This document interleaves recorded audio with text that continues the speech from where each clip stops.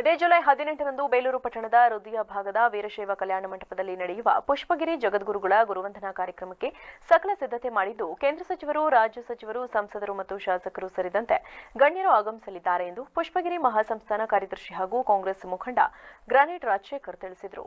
ಬೇಲೂರು ಪಟ್ಟಣದ ವೀರಶೈವ ಕಲ್ಯಾಣ ಮಂಟಪದಲ್ಲಿ ಪೂರ್ವಭಾವಿ ಸಭೆಯ ಬಳಿಕ ಸುದ್ದಿಗಾರರೊಂದಿಗೆ ಮಾತನಾಡಿದ ಅವರು, ಹೊಯ್ಸಳ ಕಾಲದ ರಾಜರಿಗೆ ಮಾರ್ಗದರ್ಶನ ಮಾಡುತ್ತಿದ್ದ ಪುಷ್ಪಗಿರಿ ಮಹಾಸಂಸ್ಥಾನಕ್ಕೆ 1200 ವರ್ಷಗಳ ಇತಿಹಾಸವನ್ನು ಹೊಂದಿದೆ. ಚಿಲ್ಕೂರು, ಯಲಗುಂದ ಮತ್ತು ಗುಂಡಶೆಟ್ಟಿಹಳ್ಳಿ ಏಕೀಕೃತ ಮಹಾಸಂಸ್ಥಾನವಾದ ಪುಷ್ಪಗಿರಿ ಮಠದಲ್ಲಿ ಕಳೆದ 17 ವರ್ಷದ ಹಿಂದೆ ಗುರುಪೂರ್ಣಿಮಾ ದಿನ ಸನ್ಯಾಸತ್ವ ಸ್ವೀಕರಿಸಿದ ಪೂಜ್ಯ ಶ್ರೀ ಸೋಮಶೇಖರ ಶಿವಾಚಾರ್ಯ ಮಹಾಸ್ವಾಮೀಜಿಗಳು ಶ್ರೀಮಠದ ಸರ್ವತೋಮುಖ ಅಭಿವೃದ್ಧಿ ಸಾಧನೆ ಮಾಡುವ ಮೂಲಕ ಪುಷ್ಪಗಿರಿ ಹೆಸರನ್ನ ಅಂತಾರಾಷ್ಟ್ರೀಯ ಮಟ್ಟದಲ್ಲಿ ಗುರುತಿಸುವ ರೀತಿಯಲ್ಲಿ ಕೆಲಸ ಮಾಡಿದ್ದಾರೆ.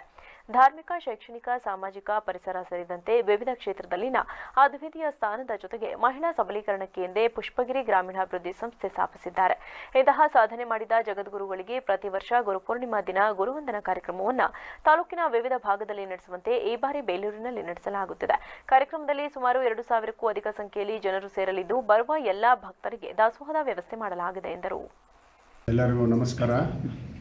ನಾವು ಗ್ರಾನೇಟ್ ರಾಜಶೇಖರ್, ಪುಷ್ಪಗಿರಿ ಮಹಾಸಂಸ್ಥಾನದ ಪ್ರಧಾನ ಕಾರ್ಯದರ್ಶಿಯಾದಂಥ ರಾಜಶೇಖರ್ ಮಾತಾಡ್ತಾ ಇರೋದು ಏನಂದರೆ, ಇದೇ ಜುಲೈ 18ನೇ ತಾರೀಕು ಅಂದರೆ ಗುರುವಾರ, ಅಂದರೆ ಪ್ರತಿ ವರ್ಷ ಗುರು ಪೂರ್ಣಿಮೆಯನ್ನು ಭಾಳ ಅದ್ದೂರಿಯಾಗಿ ಪುಷ್ಪಗಿರಿ ಮಠದಲ್ಲಿ ನಾವು ಮಾಡ್ಕೊಂಬರ್ತಾಯಿದ್ದು.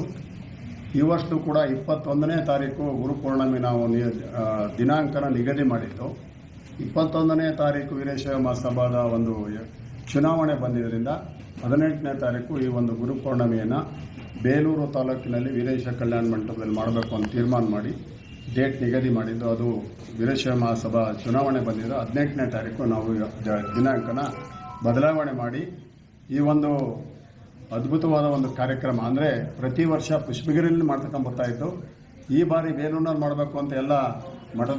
ಈ ಸಂದರ್ಭದಲ್ಲಿ ಅಖಿಲ ಭಾರತ ವೀರಶೈವ ಲಿಂಗಾಯತ ಮಹಾಸಭಾದ ಮಹಿಳಾ ರಾಷ್ಟ್ರೀಯ ಸದಸ್ಯರಾದ ಬಿಕೆ ಚಂದ್ರಕಲಾ, ಬೇಲೂರು ತಾಲೂಕು ಶರಣ ಸಾಹಿತ್ಯ ಪರಿಷತ್ ಅಧ್ಯಕ್ಷ ಹೆಬ್ಬಾಳು ಹಾಲಪ್ಪ, ತಾಲೂಕು ವೀರಶೈವ ಮಹಿಳಾ ಘಟಕದ ಅಧ್ಯಕ್ಷೆ ಅನ್ನಪೂರ್ಣ ಚಂದ್ರಶೇಖರ್, ವೀರಶೈವ ಯುವ ಘಟಕದ ಅಧ್ಯಕ್ಷ ಗೆಂಡೆಹಳ್ಳಿ ಚೇತನ್ ಸೇರಿದಂತೆ ಇನ್ನು ಮುಂತಾದವರು ಹಾಜರಿದ್ದರು.